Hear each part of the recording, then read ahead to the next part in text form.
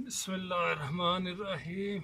आज हम आपको मिर्ची का चार डालने का तरीका बताएंगे। पहले इसको ऐसे बीच में से काट लेना है, ऐसे। इसके बाद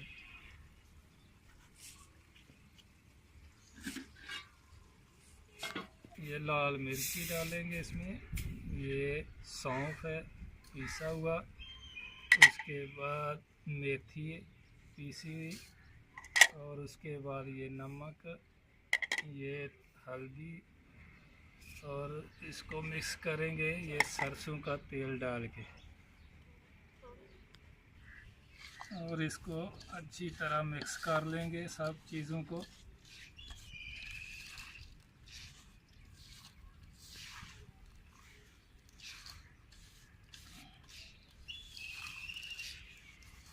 और ये मसाला जितना मिर्च होगा 1 किलो 2 किलो उसी हिसाब से 1 पाव सौंफ ले लेना, 1 पाव मेथे, और हल्दी थोड़ा, उसके बाद मिर्ची पीसा हुआ।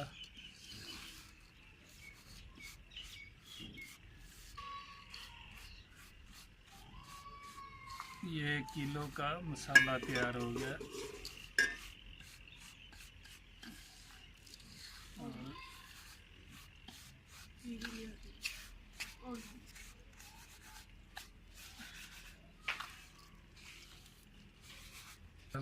ये मसाला तैयार हो गया। अभी इसमें हम भरेंगे ये जो पहले टक लगाया था। अभी इसमें थोड़ा मसाला भरते जाएंगे।